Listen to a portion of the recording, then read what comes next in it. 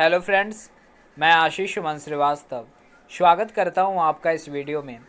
आज के हमारे इस वीडियो के माध्यम से बिहार बोर्ड क्लास 12 के इंग्लिश बुक रेनबो पार्ट 2 के पोएट्री सेक्शन के चैप्टर 3 जिसका टाइटल है now the leaves are falling fast, उससे related all important objective question और उनके आंसर पर गौर करेंगे। तो चलिए वीडियो को आगे बढ़ाते हैं और बिहार बोर्ड क्लास 12 के इंग्लिश बुक रेनबो पार्ट 2 के पोएट्री सेक्शन के चैप्टर 3 जिसका टाइटल है now the leaves are falling fast, उससे related all important objective question और उनके आंसर पर गौर करते हैं। तो चलिए क्वेश्चन नंबर 1 की ओर। क्वेश्चन नंबर 1 जिसमें कह रहा है कि now the leaves are falling fast has been written by, यानी कि now the leaves are falling fast के ऑथर कौन हैं। तो हम आपको बता दें कि now the leaves are falling fast के ऑथर W.H. ऑडेन हैं।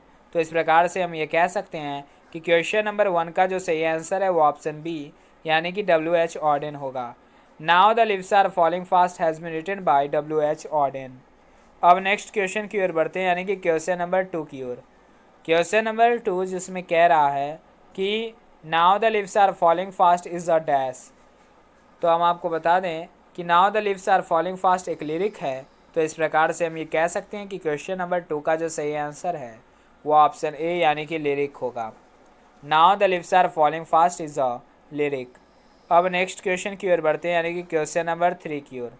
क्वेश्चन नंबर 3 जिसमें कह रहा है कि W.H. Auden was born on dash, यानी कि W.H. ऑडेन जो इस चैप्टर के ऑथर हैं उनका जन्म कब हुआ था। तो हम आपको बता दें कि W.H. Auden was born on 1907, यानी कि W.H. ऑडेन का जन्म 1907 ईस्वी को हुआ था। तो इस प्रकार से हम ये कह सकते हैं कि क्वेश्चन नंबर 3 का जो सही आंसर है वो ऑप्शन ए यानी कि 1907 होगा। W.H. Auden was born on 1907। अब नेक्स्ट क्वेश्चन की ओर बढ़ते हैं यानी कि क्वेश्चन नंबर 4 की ओर। क्वेश्चन नंबर 4 जिसमें कह रहा है कि W.H. ऑडेन डाइड इन, यानी कि W.H. ऑडेन जो इस चैप्टर के ऑथर हैं उनका निधन कब हुआ था। तो हम आपको बता दें कि W.H. ऑडेन डाइड इन 1973, यानी कि W.H. ऑडेन का निधन 1973 ईस्वी को हुआ था। तो इस प्रकार से हम ये कह सकते हैं कि क्वेश्चन नंबर 4 का जो सही आंसर है वो ऑप्शन ए यानी कि 1973 होगा। W.H. Auden died in 1973। अब नेक्स्ट क्वेश्चन की ओर बढ़ते हैं यानी कि क्वेश्चन नंबर 5 की ओर।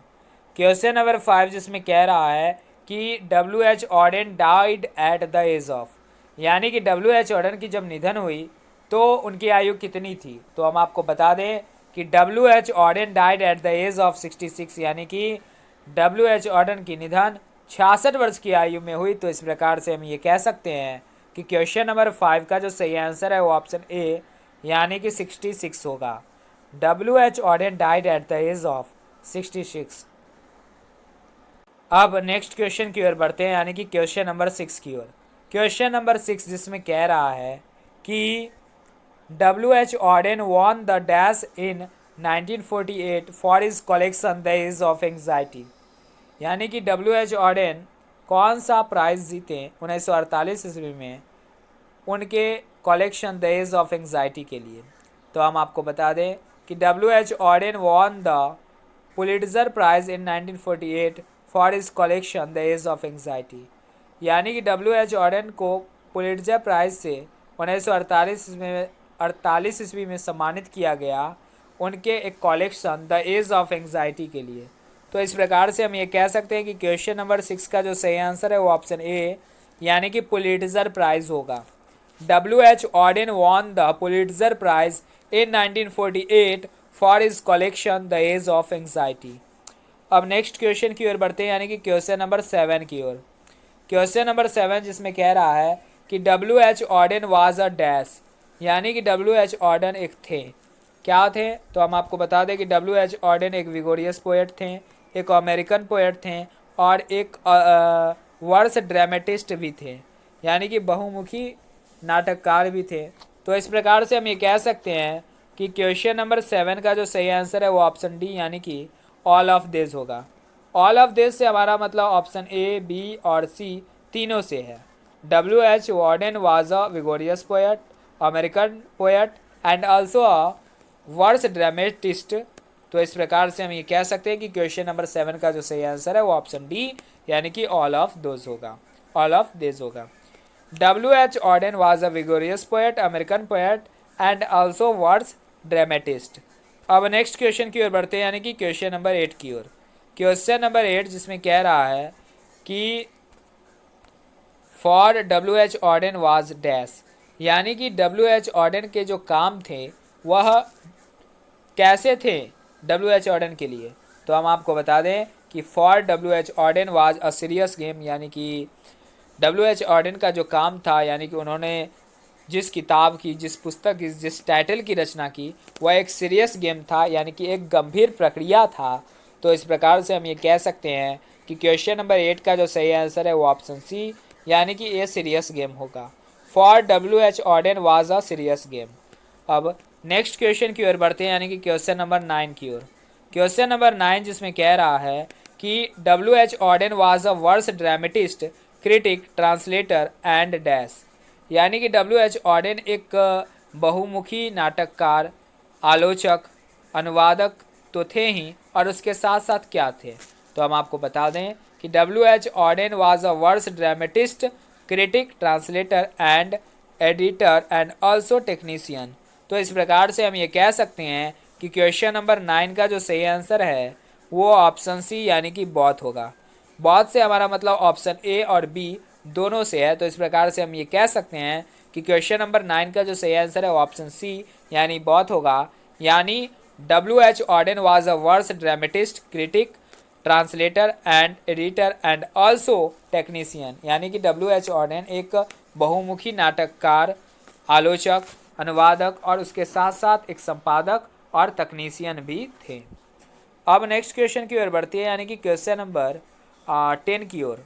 क्वेश्चन नंबर 10 जिसमें कह रहा है कि poetry to W.H. Auden was a serious game which should depend people's dash, यानी कि W.H. Auden की जो पोएट्री थी वह एक सीरियस गेम थी, यानी एक गंभीर प्रक्रिया थी।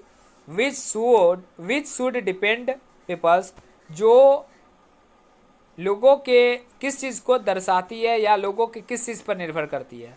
तो हम आपको बता दें कि poetry to W.H. Auden was a serious game which should depend people's self awareness, यानी कि W.H. Auden की जो पोएट्री है वह वास्तव में एक गंभीर प्रक्रिया है जो लोगों के आत्म जागरूकता यानी सेल्फ अवेयरनेस पर निर्भर करती है। तो इस प्रकार से हम ये कह सकते हैं कि क्वेश्चन नंबर 10 का जो सही आंसर है वो ऑप्शन ए, यानी कि सेल्फ अवेयरनेस होगा। Poetry to W.H. Auden was a serious game which should depend people's self awareness. अब नेक्स्ट क्वेश्चन की ओर बढ़ते हैं, यानी कि क्वेश्चन नंबर 11 की ओर। क्वेश्चन नंबर 11 जिसमें कह रहा है कि dash had a passion for word coining and using archaic words, यानी कि किसका जुनून था, किसका जो किसमें जोश था कि वह नए नए शब्दों को गढ़ें, और जो उन्होंने वर्क किया है, जो उन्होंने किताब लिखी है, जो उन्होंने टाइटल लिखी है, उनमें जो है कि पुरातन शब्द का प्रयोग करें। तो हम आपको बता दें कि W.H. Auden had a passion for word coining and using archaic words, यानी कि W.H. Auden जो इस चैप्टर के ऑथर हैं उनका पैशन था कि वह नए नए शब्द को गढ़े और अपने वर्क में, अपने किताब में, अपने टाइटल में जो है वो पुरातन शब्द का प्रयोग करें। तो इस प्रकार से हम ये कह सकते हैं कि क्वेश्चन नंबर 11 का जो सही आंसर है वो ऑप्शन बी, यानी W.H. Auden होगा। W.H. Auden had a passion for word coining and using archaic words. अब नेक्स्ट क्वेश्चन की ओर बढ़ते हैं, यानी कि क्वेश्चन नंबर 12 की ओर। क्वेश्चन नंबर 12 जिसमें कह रहा है कि W.H. Auden left England as early as 1939 to settle permanently in the dash, यानी कि W.H. Auden 1939 ईस्वी में पूरी तरह से इंग्लैंड को छोड़कर कहाँ सेटल हो गए। तो हम आपको बता दें कि W.H. Auden left England as early as 1939 to settle permanently in the United States. तो इस प्रकार से हम ये कह सकते हैं कि क्वेश्चन नंबर 12 का जो सही आंसर है वो ऑप्शन बी, यानी कि यूनाइटेड स्टेट्स होगा। W.H. Auden left England as early as 1939 to settle permanently in the United States. अब नेक्स्ट क्वेश्चन की ओर बढ़ते हैं, यानी कि क्वेश्चन नंबर 13 की ओर। क्वेश्चन नंबर 13 जिसमें कह रहा है कि W.H. Auden's work is divided into the British and dash phases, तो जैसा कि हमने आपको बताया कि W.H. ऑडेन जो इस चैप्टर के ऑथर हैं वह 1939 ईस्वी में ब्रिटेन को छोड़ अमेरिका में पूरी तरह से सेटल हो गए हैं। तो उनकी जो काम है, उनकी जो किताबें हैं, उनकी जो वर्क है वह दो भागों में डिवाइडेड है, दो भागों में बटी हुई है, जिसकी रचना उन्होंने ब्रिटिश में की यानी ब्रिटेन में की, तो उन्हें हम ब्रिटेन फेजेस के नाम से जानते हैं, और जिसकी रचना उन्होंने 1939 के बाद अमेरिका में की उसे हम अमेरिकन फेजेस के बारे में के नाम से जानते हैं। तो इस प्रकार से हम ये कह सकते हैं कि क्वेश्चन नंबर 13 का जो सही आंसर है वो ऑप्शन बी यानी कि अमेरिकन होगा। W.H. Odean work is divided into the British and American phases, यानी कि W.H. ऑडेन के जो काम है वह ब्रिटिश और अमेरिकी चरण में बांटे गए हैं। तो इस प्रकार से हम ये कह सकते हैं कि क्वेश्चन नंबर 13 का जो सही आंसर है वो ऑप्शन बी यानी कि अमेरिका होगा। अब नेक्स्ट क्वेश्चन की ओर बढ़ते हैं, यानी कि क्वेश्चन नंबर 14 की ओर। क्वेश्चन नंबर 14 जिसमें कह रहा है English phase the orators has been written by, यानी कि इंग्लिश फेज में द ऑरेटर्स जो रचना है वह किसके द्वारा लिखा गया है। तो हम आपको बता दें कि 1939 ईस्वी से पहले जो W.H. ऑडेन ने पुस्तक लिखी या जो वर्क किया उसे हम इंग्लिश फेज के नाम से जानते हैं, और जो 1939 ईस्वी के बाद अमेरिका में सेटल होने के बाद उन्होंने जो वर्क किए हैं उन्हें हम अमेरिकन फेजेस के नाम से जानते हैं। तो जितने भी वर्क से पहले इंग्लिश फेज लगा होगा तो इसका मतलब हम समझ जाएंगे कि उन्होंने ब्रिटेन में रहकर इसकी रचना की। तो English phase the orators has been written by W.H. Auden, तो इस प्रकार से हम ये कह सकते हैं कि क्वेश्चन नंबर 14 का जो सही आंसर है वो ऑप्शन बी यानी W.H. ऑडेन होगा, यानी इंग्लिश फेज द ऑरेटर्स के ऑथर W.H. ऑडेन हैं। अब नेक्स्ट क्वेश्चन की ओर बढ़ते हैं, यानी कि क्वेश्चन नंबर 15 की ओर। क्वेश्चन नंबर 15 में भी कह रहा है कि English phase the dance of death has been written by, तो हम आपको बता दें कि English phase the dance of death has been also written by W.H. Auden, तो इस प्रकार से हम ये कह सकते हैं कि क्वेश्चन नंबर 15 का भी सही आंसर होगा वो ऑप्शन बी यानी W.H. ऑडेन होगा। अब नेक्स्ट क्वेश्चन की ओर बढ़ते हैं, यानी कि क्वेश्चन नंबर 16 की ओर। क्वेश्चन नंबर 16 में भी कह रहा है कि English phase look stranger has been written by, तो हम आपको बता दें English phase look stranger has been also written by W.H. Auden, तो इस प्रकार से हम ये कह सकते हैं कि क्वेश्चन नंबर 16 का भी जो सही आंसर होगा वो ऑप्शन बी यानी कि W.H. ऑडेन होगा। अब नेक्स्ट क्वेश्चन की ओर बढ़ते हैं, यानी कि क्वेश्चन नंबर 17 की ओर।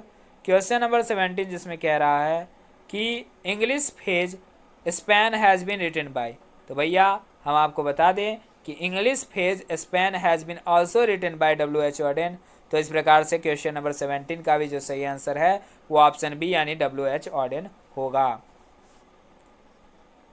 अब नेक्स्ट क्वेश्चन की ओर बढ़ते हैं, यानी कि क्वेश्चन नंबर 18 की ओर।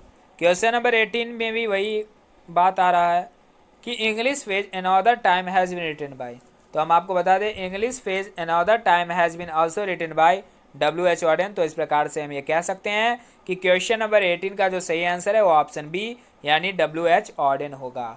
English phase another time has been also written by W.H. Auden. तो इस प्रकार से 1939 ईस्वी से पहले यानी कि इंग्लिश फेज में उन्होंने another time, Spain, look stranger, the dance of death और द ऑरेटर्स की रचना की। उन्होंने से हमारा मतलब W.H. ऑडेन से है। अब हम बात करेंगे अमेरिकन फेज से, जिसकी रचना उन्होंने 1939 के बाद अमेरिका में सेटल होने के बाद की। तो क्वेश्चन नंबर 19 में कह रहा है कि American phase new year later has been written by, यानी कि 1939 के बाद यानी अमेरिका में सेटल होने के बाद जो उन्होंने रचना की उसका टाइटल है न्यू ईयर लेटर, तो इसके भी ऑथर W.H. ऑडेन है। तो इस प्रकार से हम ये कह सकते हैं कि क्वेश्चन नंबर 19 का जो सही आंसर है वो ऑप्शन बी यानी W.H. ऑडेन होगा। American phase new year later has been also written by W.H. Odean. Question number 20 में कह रहा है American phase for the time being has been written by, तो हम आपको बता दें कि American phase for the time being has been also written by W.H. Auden, तो इस प्रकार से हम ये कह सकते हैं कि क्वेश्चन नंबर 20 का जो सही आंसर होगा वो भी ऑप्शन बी यानी W.H. ऑडेन होगा। अब नेक्स्ट क्वेश्चन यानी कि क्वेश्चन नंबर 21। क्वेश्चन नंबर 21 जिसमें कह रहा है कि American phase the age of anxiety has been written by, तो हम आपको बता दें कि American phase the age of anxiety has been also written bye WH. Orton. तो इस प्रकार से हम ये कह सकते हैं कि क्वेश्चन नंबर 21 का जो सही आंसर है वो ऑप्शन बी यानी कि डब्ल्यू.एच. ऑर्डन होगा। और इसी अमेरिकन फेज यानी द एज ऑफ एंग्जाइटी के लिए 1948 ईस्वी में डब्ल्यू.एच. ऑर्डन को पुलिट्जर प्राइज से सम्मानित किया जाता है। तो इस प्रकार से हम ये कह सकते हैं कि क्वेश्चन नंबर 21 का जो सही आंसर है वो ऑप्शन बी यानी डब्ल्यू.एच. ऑर्डन होगा। अब नेक्स्ट क्वेश्चन की ओर बढ़ते हैं यानी कि क्वेश्चन नंबर 22 की ओर। क्वेश्चन नंबर 22 जिसमें कह रहा है कि American phase the shield of Achilles has been written by. तो हम आपको बता दें American phase the shield of Achilles has been also written bye WH. Orton. तो इस प्रकार से हम ये कह सकते हैं कि क्वेश्चन नंबर 22 का जो सही आंसर है वो भी ऑप्शन बी यानी डब्ल्यू.एच. ऑर्डन होगा। American phase the shield of Achilles has been also written bye WH. Orton. अब नेक्स्ट क्वेश्चन की ओर बढ़ते हैं यानी कि क्वेश्चन नंबर 23 की ओर। क्वेश्चन नंबर 23 जिसमें कह रहा है कि now the leaves are falling fast talks about the dash of human life. यानी now the leaves are falling fast में मानव जीवन के किस विषय में बात किया जा रहा है। तो हम आपको बता दें कि now the leaves are falling fast talks about the frustration of human life. यानी कि now the leaves are falling fast में मानव जीवन के निराशा के बारे में वर्णन किया गया है, निराशा के बारे में बात किया जा रहा है। तो इस प्रकार से हम ये कह सकते हैं कि क्वेश्चन नंबर 23 का जो सही आंसर है वो ऑप्शन ए यानी कि फ्रस्ट्रेशन होगा। Now the leaves are falling fast talks about the frustration of human life. अब नेक्स्ट क्वेश्चन की ओर बढ़ते हैं यानी कि क्वेश्चन नंबर 24 की ओर।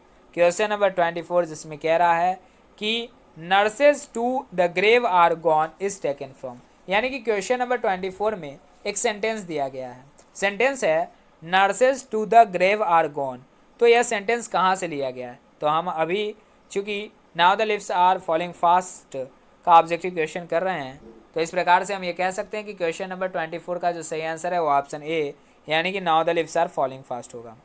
Now nurses to the grave are gone is taken from now the leaves are falling fast. अब next question की ओर बढ़ते हैं यानी कि क्वेश्चन नंबर 25 की ओर। क्वेश्चन नंबर 25 जिसमें कह रहा है कि द पार्म्स आर यानी पार्म्स है। तो हम आपको बता दें द पार्म्स आर रोलिंग। तो इस प्रकार से हम ये कह सकते हैं कि क्वेश्चन नंबर 25 का जो सही आंसर है वो ऑप्शन डी यानी रोलिंग होगा। The palms are rolling. अब नेक्स्ट क्वेश्चन की ओर बढ़ते हैं यानी कि क्वेश्चन नंबर 26 में।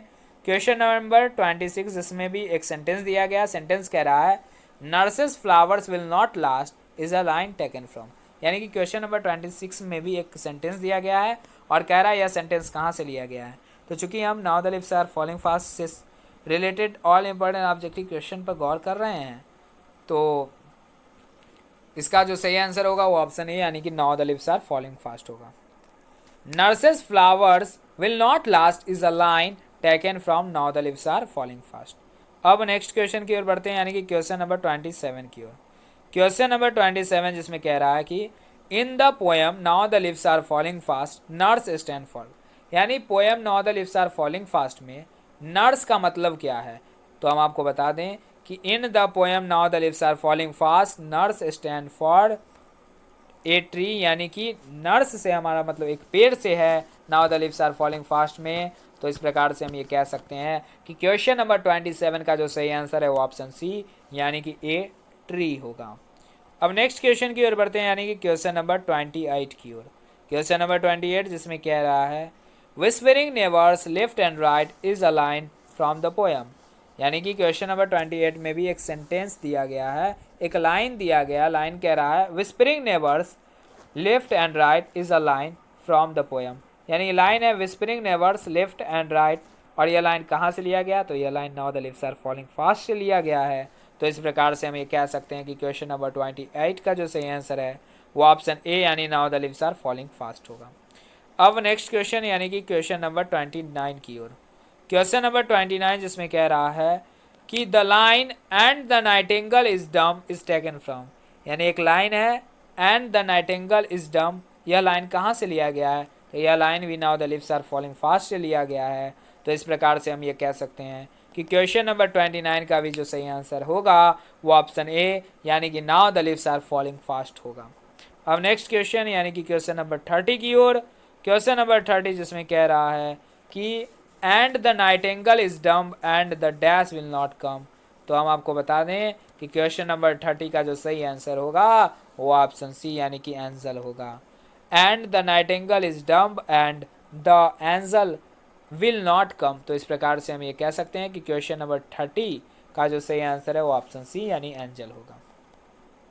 अब नेक्स्ट क्वेश्चन यानी कि क्वेश्चन नंबर 31 की ओर। क्वेश्चन नंबर 31 जिसमें कह रहा है कि and the active hands must dash lonely on the separate knees. तो हम आपको बता दें कि क्वेश्चन नंबर 31 का जो सही आंसर होगा वो ऑप्शन सी यानी फ्रीज होगा। तो इस प्रकार से हम ये कह सकते हैं कि क्वेश्चन नंबर 31 का जो सही आंसर है वो ऑप्शन सी यानी फ्रीज होगा। And the active hands must freeze lonely on the separate knees. अब नेक्स्ट क्वेश्चन की ओर बढ़ते हैं यानी कि क्वेश्चन नंबर 32 की ओर। क्वेश्चन नंबर 32 जिसमें कह रहा है कि human life is no better than dash. तो हम आपको बता दें कि human life is no better than death. तो इस प्रकार से हम ये कह सकते हैं कि क्वेश्चन नंबर 32 का जो सही आंसर है वो ऑप्शन बी यानी डेथ होगा। तो इस प्रकार से हम ये कह सकते हैं कि क्वेश्चन नंबर 32 का जो सही आंसर है वो ऑप्शन बी यानी डेथ होगा। Human life is no better than death. अब नेक्स्ट क्वेश्चन की ओर बढ़ते हैं यानी कि क्वेश्चन नंबर 33 की ओर। क्वेश्चन नंबर 33 जिसमें कह रहा है कि tree said there lives in, यानी पेड़ को पत्ते छोड़ देते हैं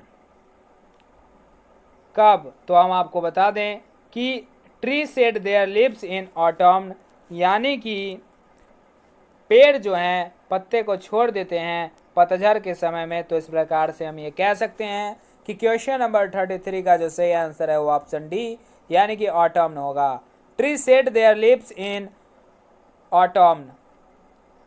अब नेक्स्ट क्वेश्चन की ओर बढ़ते हैं यानी कि क्वेश्चन नंबर 34 की ओर। क्वेश्चन नंबर 34 जिसमें कह रहा है कि dash waterfall could bless the travellers passing through the way that way.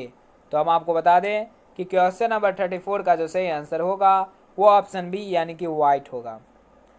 White waterfall could bless the travellers passing through that way.